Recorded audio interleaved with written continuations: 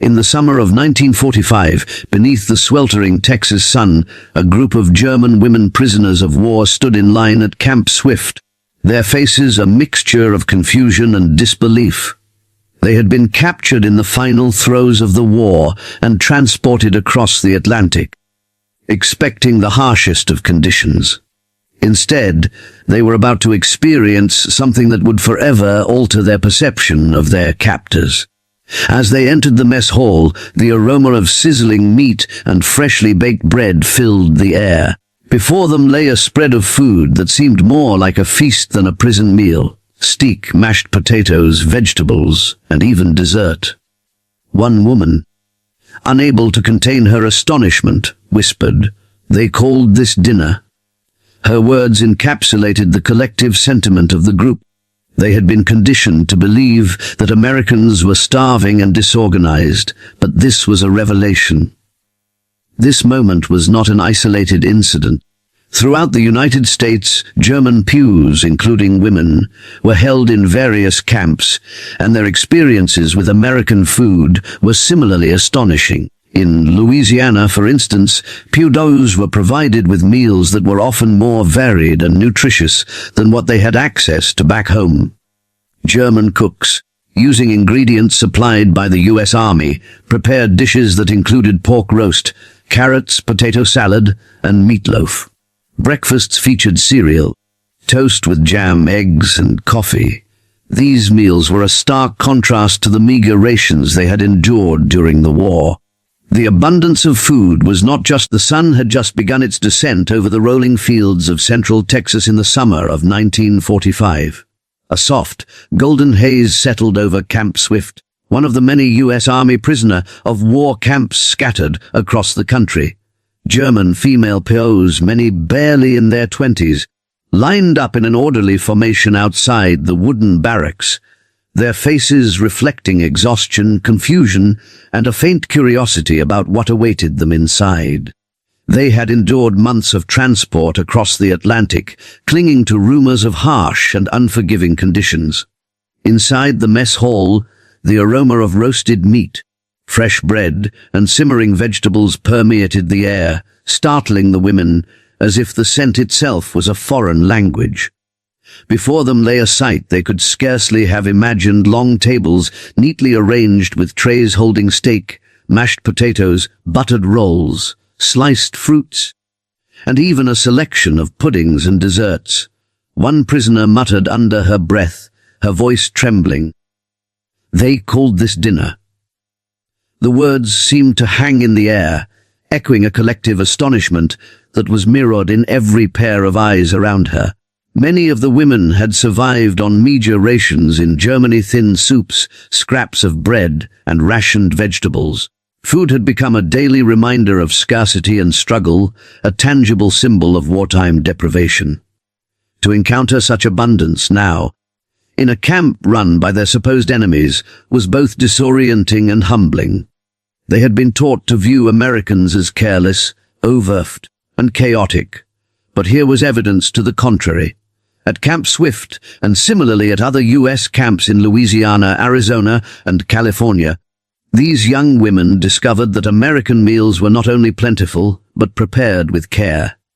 Skilled cooks, often German POWs themselves, under the supervision of American chefs, crafted dishes that were nutritionally balanced and visually appealing. There was pork roast with glazed carrots, meatloaf garnished with parsley, creamy mashed potatoes, and freshly baked bread. Breakfast consisted of eggs, cereal, buttered toast with jams, and steaming cups of coffee. Each meal was a reminder of structure, order, and an unexpected kindness. The psychological impact of such treatment cannot be overstated. For many of these women, indoctrinated with years of Nazi propaganda, their worldview had been rigidly shaped to see the Allies as morally inferior and disorganized. The reality of life in these camps shattered that narrative. They began to witness acts of courtesy: guards who spoke gently, medical care for the sick, and the regular provision of supplies to ensure basic comfort. Every meal became a ritual of recognition, a small but profound assertion of their humanity. Some of the women initially reacted with suspicion. They were trained to expect cruelty and deception, and acts of kindness were met with disbelief. Whispers circulated about whether the food was poisoned or if hidden strings existed behind every gesture. It took days, sometimes weeks, before trust began to form. During this period, shared conversation among prisoners helped bridge the emotional gap. They spoke quietly of their homes, siblings, and past experiences, gradually realizing that despite the war, they were treated not as enemies to be punished, but as human beings worthy of care. The shift was subtle but profound. Small acts, a pat on the shoulder, a warm meal, the ability to write letters home, began to break down long-standing barriers. Over time, some women shared meals with those they had been taught to hate. Laughter, rare at first, emerged from whispered jokes and shared stories. A young prisoner discovered she loved apple pie, something she had scarcely imagined during the long years of rations back home.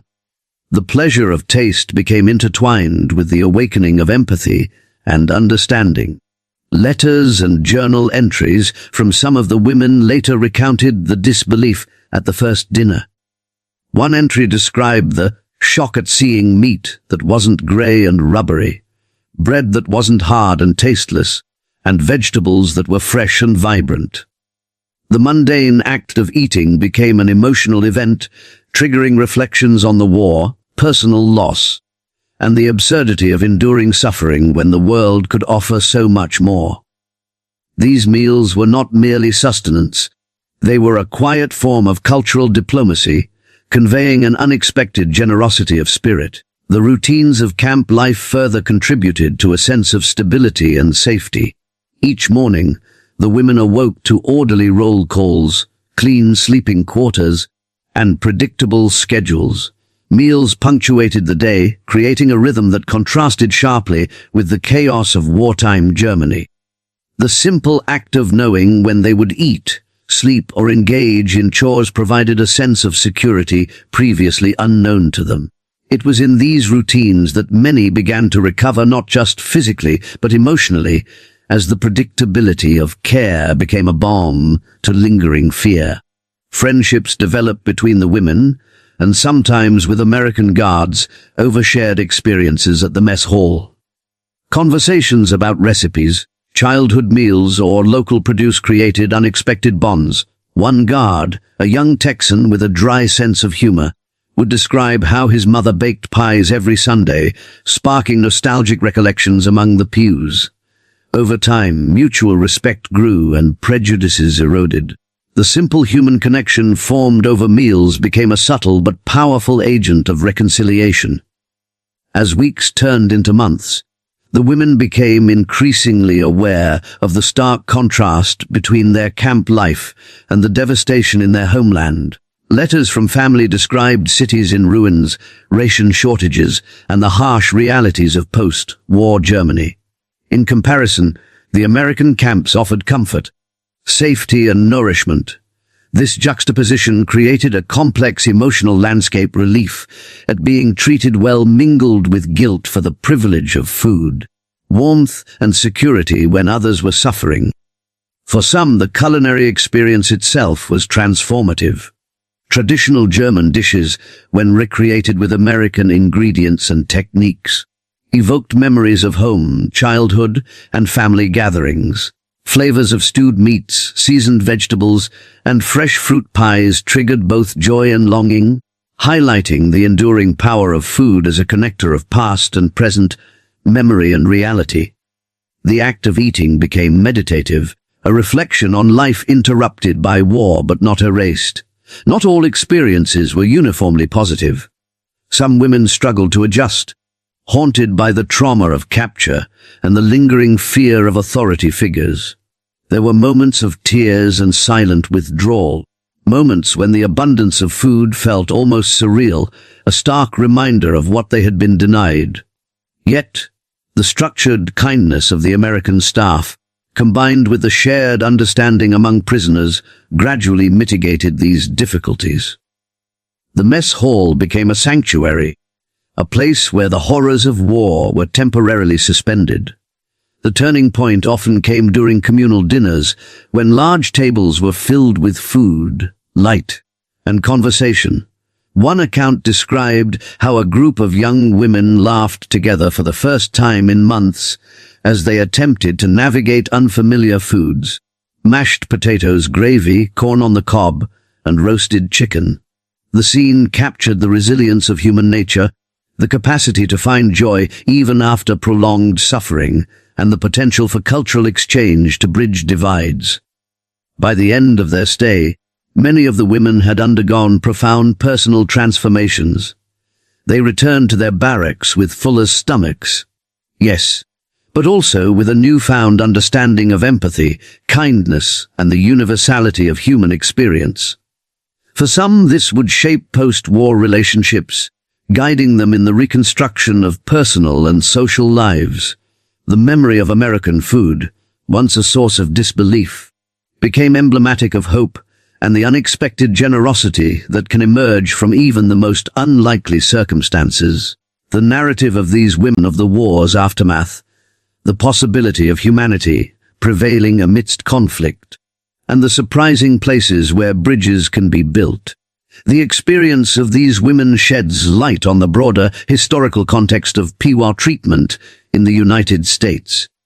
While conditions varied by camp and commandant, the general policy emphasized humane treatment, adequate nutrition, and compliance with the Geneva Convention.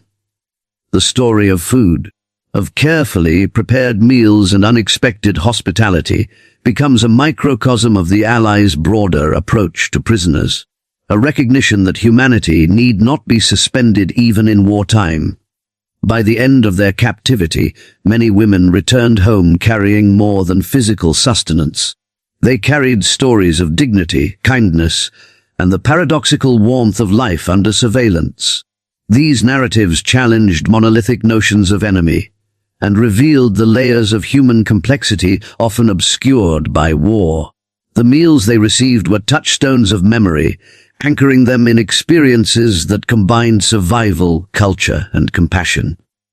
The act of eating, mundane yet profound, transformed perception and softened the edges of hatred, and was shared in letters, memoirs, and oral histories.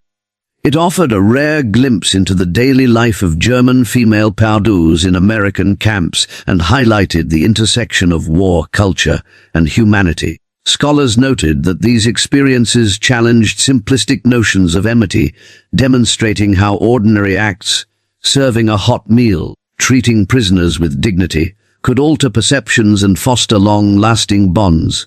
Food, in this context, was not merely sustenance. It became a vehicle of subtle diplomacy, a lens through which the prisoners came to see their captors in a new light. It illuminated the contrast between wartime propaganda and lived reality, and it became a focal point around which trust, respect, and understanding could flourish. By the time the first repatriation flights were arranged, the women were not just physically nourished. They were emotionally fortified, equipped with memories that would outlast the bitterest memories of war. Even decades later, those who survived remembered that first dinner vividly. It was recounted in interviews, letters, and family stories as a moment of wonder, disbelief, and quiet revelation.